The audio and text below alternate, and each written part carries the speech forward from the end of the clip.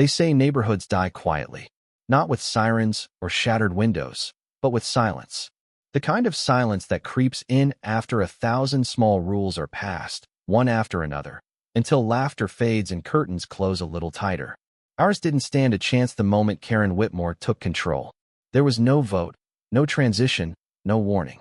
One evening, during a lukewarm HOA meeting in the rec center basement, she simply stood up, clipboard in hand, eyes sharp as pins, and declared, "As of now, I'll be assuming permanent leadership responsibilities for the good of our community." It wasn't a suggestion, and no one stopped her. We should have, but we didn't. At first, the changes seemed harmless. Minor updates to the neighborhood guidelines, a new email template, slight adjustments to trash bin placement times. But within weeks, Karen had rewritten half the rulebook. No gnomes, no lawn chairs visible from the street, no lights over 2,700 Kelvin, no paint colors outside, approved hues. She published a pamphlet, 78 pages, laminated. What she lacked in charm, she made up for in surveillance. Karen didn't just want order, she wanted control. She began documenting infractions herself, snapping photos from her SUV, recording video from a camera clipped to her bag. And when neighbors pushed back, she posted screenshots, made examples, stirred up quiet shame through Facebook posts wrapped in faux concern language like. Sad to see some folks forgetting what made this neighborhood special. Her social media presence was a weapon, one that turned passive neighbors into informants and silenced anyone who dared challenge her narrative. But I wasn't like the others. My name's Sarah Mitchell. I'm not a troublemaker. I'm a systems engineer who happens to love lights, specifically programmable LED strips I installed along my roofline for the holidays. They were subtle, warm white, and followed every single one of the HOA's existing regulations. That didn't matter to Karen. 2 days after I lit them for the first time, she showed up at my door in her signature pink trench coat, holding a printed photo of my house like it was a mugshot. "These violate the neighborhood's aesthetic balance," she said. "They're well within the guidelines," I replied, pointing to the section on exterior lighting I'd printed and highlighted. "Guidelines," she sniffed, "are subject to interpretation." She turned and left without another word, but I knew that wasn't the end. That night, the whisper campaign began. Posts appeared in the HOA group accusing certain residents of seeking attention and disregarding community unity. My lights became a symbol of rebellion, first mocked, then debated, then quietly admired by those too afraid to speak out. And that's when I realized I wasn't alone. There were others, neighbors who had been targeted, shamed, silenced. One by one, they found their way to my porch. Mr. Blake Henderson, a retired engineer with a stack of HOA financial records and a furrowed brow. Mrs. Peterson, whose garden was removed by force under unauthorized landscaping claims, and old Mr. Dalton, who barely spoke but saw everything from his porch swing at the end of the street. "We need to take her down," Blake said one night, voice low. "We need proof," I said, and so we watched. Karen, of course, had no idea. She assumed fear still ruled the street, that no one would resist. That intimidation was enough. She was wrong. The final straw came a week later. 1 a.m. My cameras caught her on my lawn, shears in hand, methodically unscrewing each bulb from my roofline, then cutting the power line feeding the system. But she didn't know one crucial thing. My setup shared a transformer with her house. When she severed the line, it triggered a feedback surge into her own breaker panel. At 2:19 a.m., her stove ignited. Flames swallowed her kitchen in minutes. By the time firefighters arrived, half her perfect house was a blackened wreck. But that wasn't what destroyed her. The footage did. We turned it over to the authorities, along with Blake's financial records, along with testimony from neighbors. And with that, Karen's grip on Madison Lane shattered. What followed would change everything. The fire had barely cooled when the rumors ignited. At first, most assumed it was an accident. Faulty wiring, maybe, or a kitchen mishap. Karen had always been meticulous. Surely she wouldn't leave a burner on. But by sunrise, as firefighters rolled up their hoses and investigators cordoned off the scorched remains of her prized kitchen, the truth began to simmer beneath the ashes. By mid-morning, Blake had already distributed encrypted USB drives to 3 trusted neighbors. One contained Karen's financial trail, questionable invoices, double-paid vendors, and landscaping contracts tied to her nephew's non-existent company. The other contained Sarah's surveillance footage, in full color, high resolution, time-stamped. Karen, in the act of trespassing, sabotage, and reckless endangerment, with gloves on and a bolt cutter in hand. That video hit the HOA Oversight Committee like a bomb. By noon, a quorum was called, not just for a review, but for a full emergency vote. And the neighborhood showed up. The community center hadn't seen that many people since the Christmas potluck of 2017. Chairs scraped, voices murmured, papers rustled.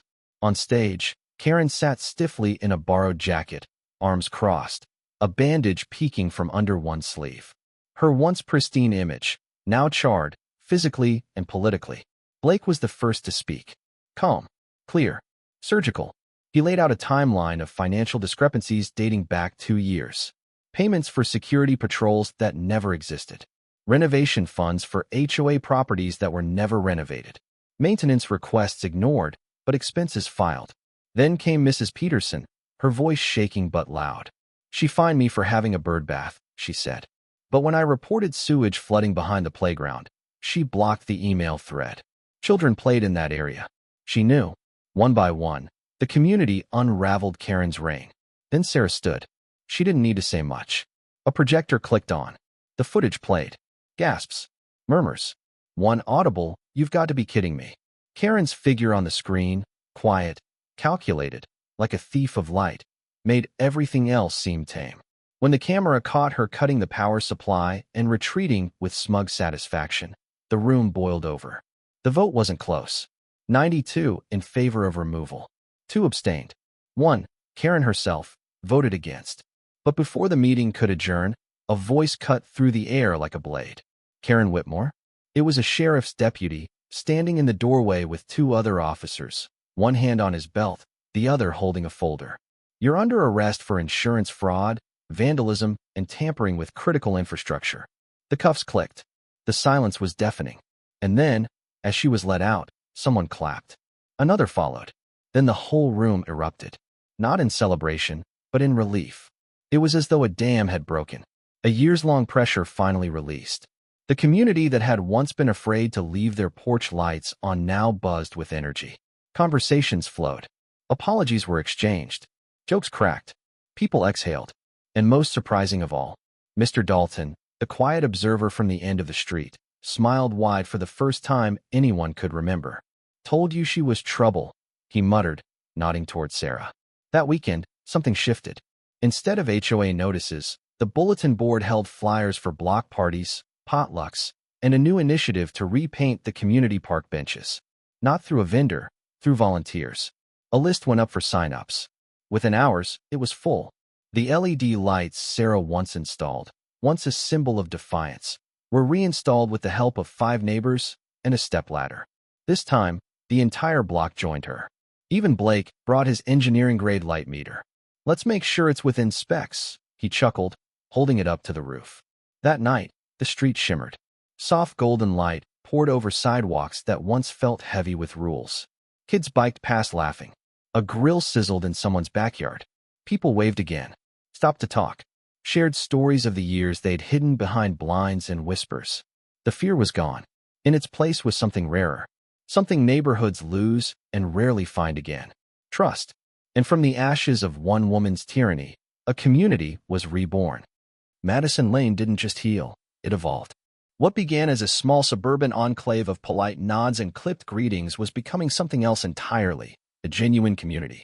The kind you read about in old Americana novels or saw in vintage postcards. And at the heart of it all, not a figure of authority, but a shared sense of responsibility. But there was still unfinished business. 2 weeks after Karen's arrest, a special HOA meeting was held, not in the stuffy rec center basement, but on the open lawn of the community park, beneath strings of newly installed solar lights.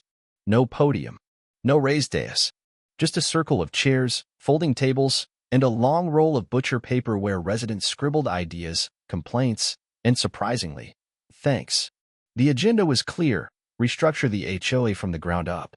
Blake, ever the tactician, had brought blueprints, not of buildings, but of governance models.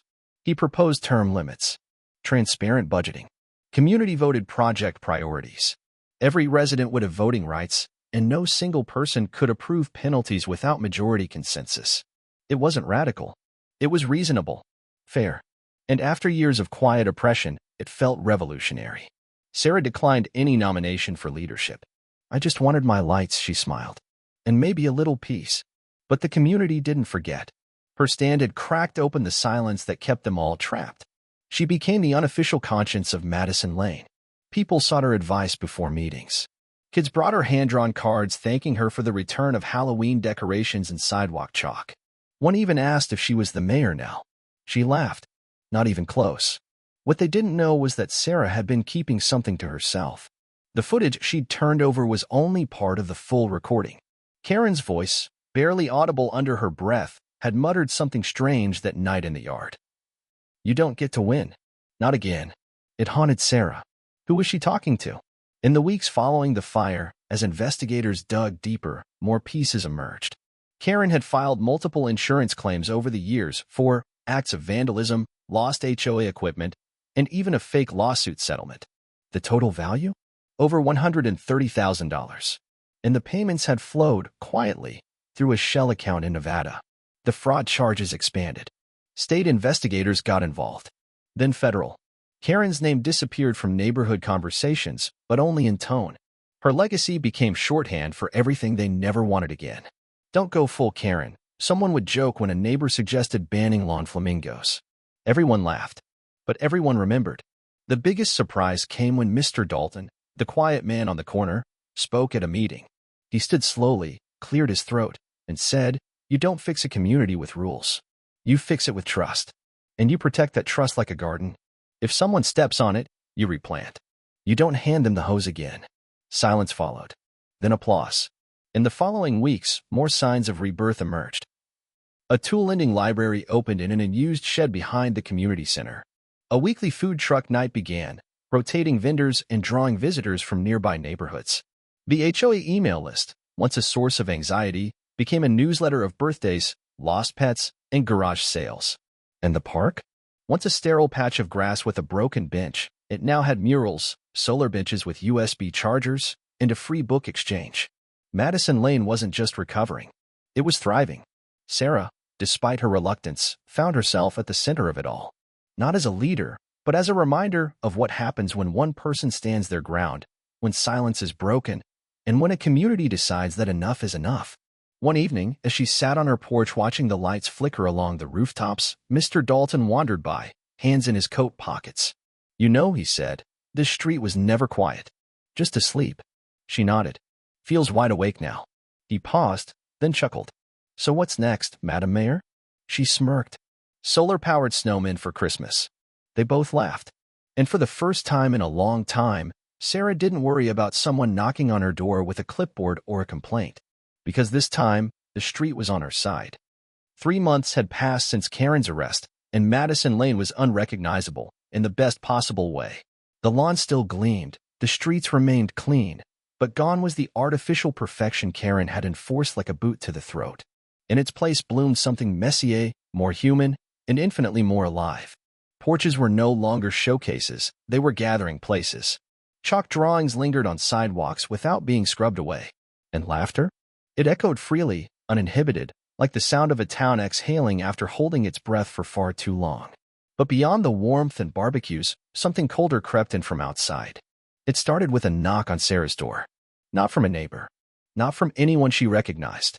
A woman in a black blazer stood on the porch that morning, flashing a Department of Justice badge. "Sarah Mitchell?" she asked, already knowing the answer. "I'm Agent Crawford. May I come in?"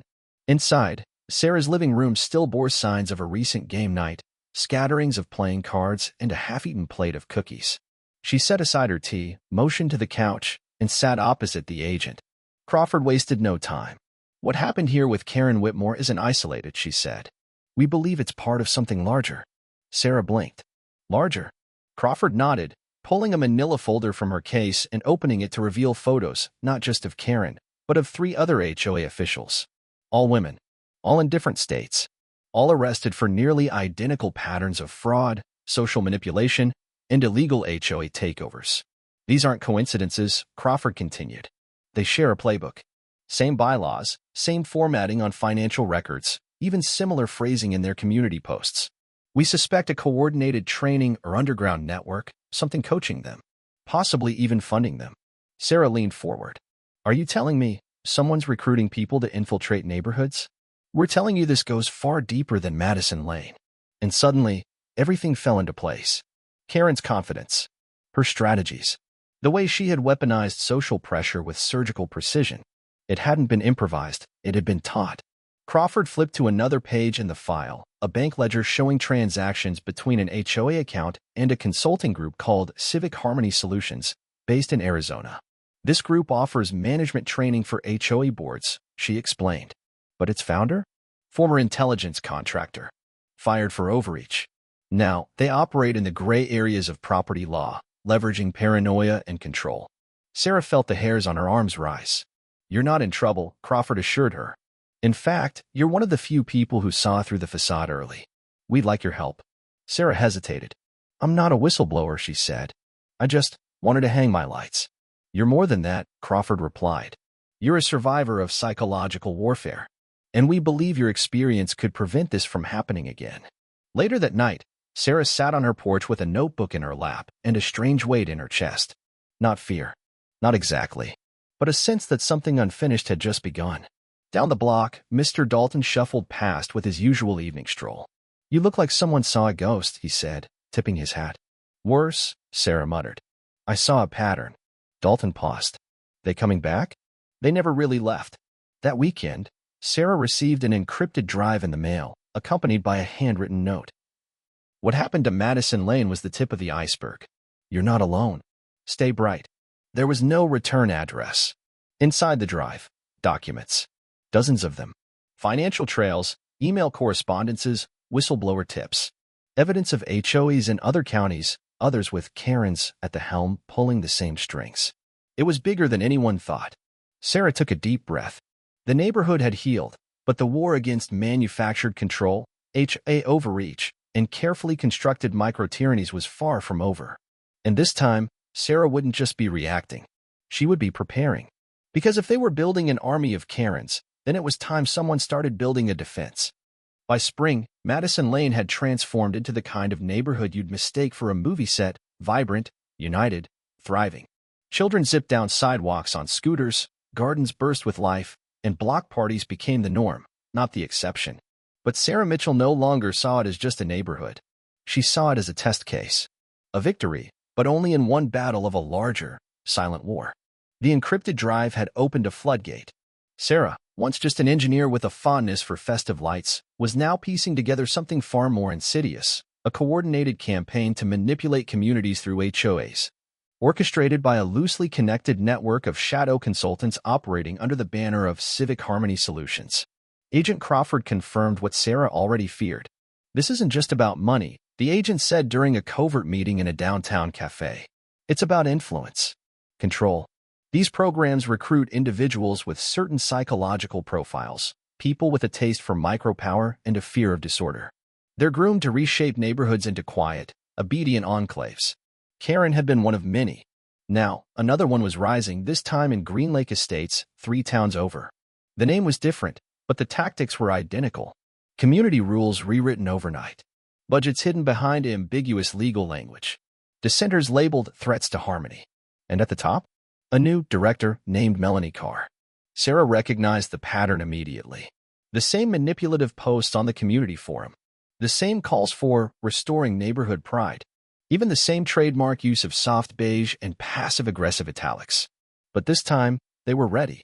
Sarah, Blake, and Mrs. Peterson, now something of a volunteer resistance trio, began assembling a digital archive. Every thread, every flyer, every financial request submitted to the Green Lake HOA was copied, tagged, and uploaded to a secure network they called the Porchlight Project. What started as a quiet rebellion on one street had grown into an underground coalition. Dozens of neighborhoods connected through whistleblower networks, encrypted group chats, and cloud-based evidence walls. It wasn't flashy. It wasn't loud. But it was effective. Still, the enemy adapted. Melanie Carr was no ordinary Karen. She had a background in public relations, a law degree from a for-profit university, and a cold, calculated charm that Karen Whitmore had lacked. She didn't bark orders, she whispered ideas. She didn't threaten, she persuaded. And the residents of Green Lake? They didn't even realize they were surrendering control. Until a family was evicted over a technicality in their fence height. Until a memorial bench, donated by a late resident's widow, was quietly removed for aesthetic cohesion. Until a military veteran, who refused to take down an American flag, found a lien placed on his property for unsanctioned political display. That's when Sarah stepped in. Not alone. She arrived at the Green Lake HOA meeting with Blake, Peterson, and, most surprisingly, Agent Crawford, who came not as a silent observer, but as a federal witness with a subpoena. "Before you proceed with this meeting," Crawford said, standing calmly before the circle of board members, "you are all advised to suspend HOA operations effective immediately. A federal investigation into Civic Harmony Solutions is now underway. We have reason to believe this HOA has been compromised." The room froze. Melanie Carr, poised in her cream blazer and glossy lipstick, barely blinked. "This is absurd," she replied smoothly. "You have no jurisdiction here. This is private property." Crawford held up a thick folder. Dozens of testimonies. Fraudulent financial transfers. Illegally recorded board sessions. All traced back to your consultants in Arizona. You're not just enforcing HOA policy, you're executing a corporate takeover strategy. The silence that followed was thunderous. Then, one by one, residents stood, some with shaky hands, others with rage in their eyes. They had heard the rumors. They'd seen the changes. But now, it was undeniable. Melanie tried to pivot. She blamed rogue consultants, claimed ignorance, tried to paint herself as another victim. But it didn't work. Because this time, the people weren't afraid. They'd seen what courage looked like. It had started with a few warm LED lights on a cold winter night, and now it had become a movement. Sarah didn't speak much that day. She didn't need to. Her presence alone was a reminder that silence was no longer an option. By week's end, the Green Lake HOA board was suspended pending investigation. Civic Harmony Solutions had its accounts frozen. And Sarah Mitchell? She walked back into her home on Madison Lane and turned on her porch lights. Not out of defiance this time, but as a beacon. Because the war wasn't over. But now, the neighborhoods weren't sleeping anymore. They were watching. They were ready. The headline hit national news 3 days later. Shadow network infiltrates American neighborhoods through HOAs. Federal investigation underway. What had started as a local scandal on Madison Lane had exploded into a coast-to-coast reckoning. Cable news anchors debated it in evening prime time. Op-eds called it the quiet war on suburbia. And one name appeared again and again, Sarah Mitchell. She never sought the spotlight. But the spotlight found her. A clip of her confronting Karen went viral, a grainy security cam video of her calmly presenting the footage to the HO while Karen fumed. Then came the Green Lake meeting, where she stood beside a federal agent and didn't flinch as a corrupt board was dismantled before her eyes. By week's end, reporters camped near her driveway. Her inbox filled with requests for interviews, documentaries, podcasts. They wanted her to become the face of the movement. Sarah refused. Until the subpoena arrived. Congress had launched a formal inquiry. The House Subcommittee on Consumer Rights and Urban Oversight summoned her to testify. The title of the hearing was blunt.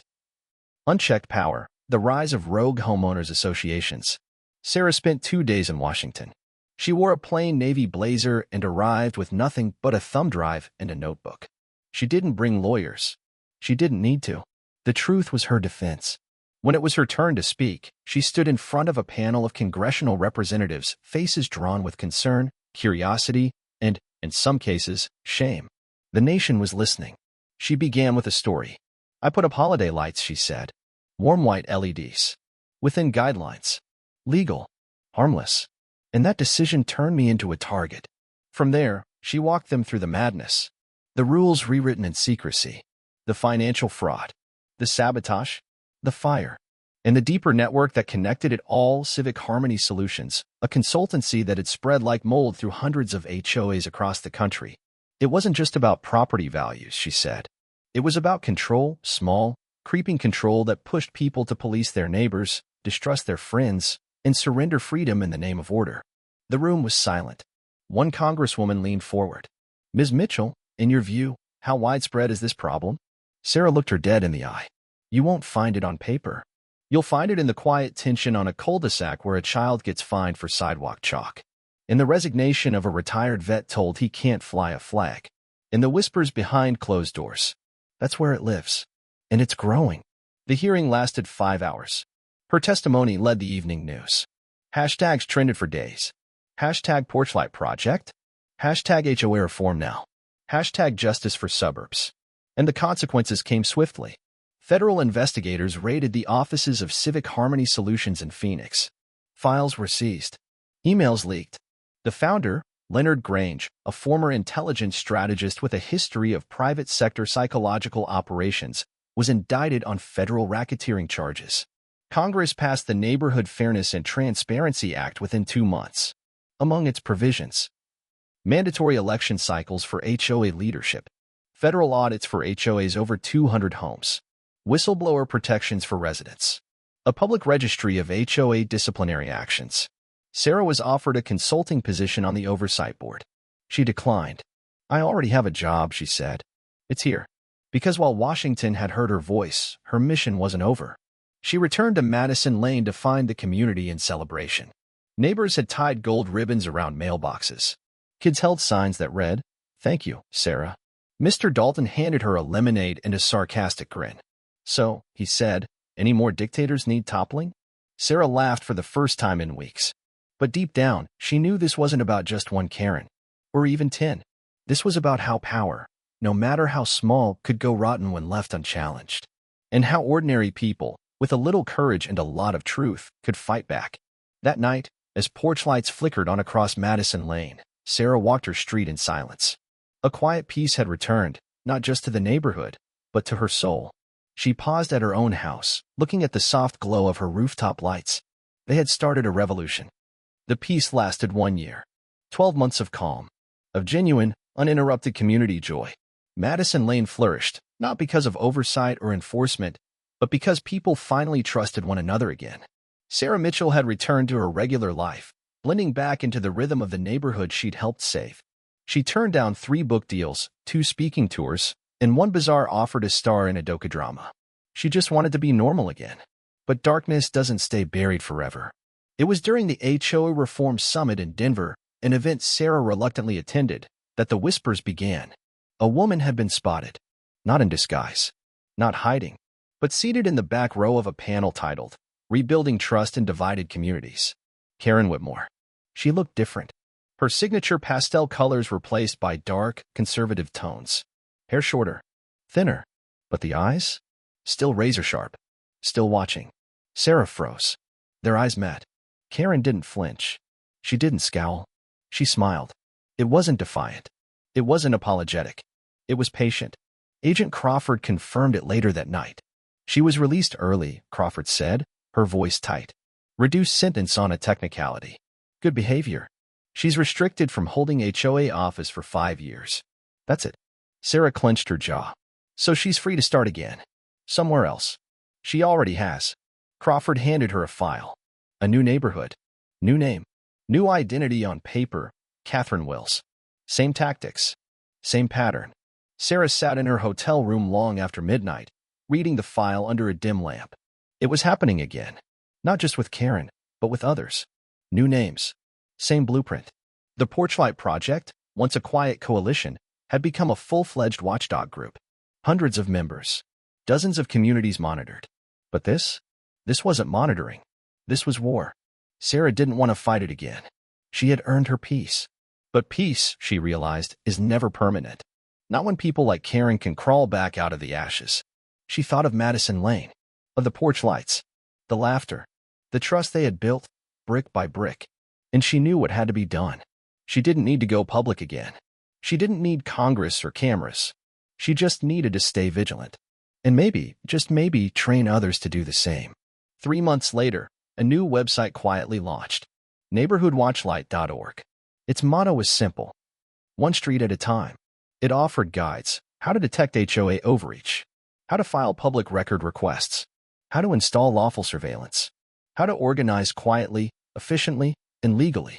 It featured stories from whistleblowers, former HOA leaders who had switched sides, lawyers, engineers, teachers, veterans, and one name in tiny letters at the bottom of the homepage. Advised by SM. She never spoke of Karen again.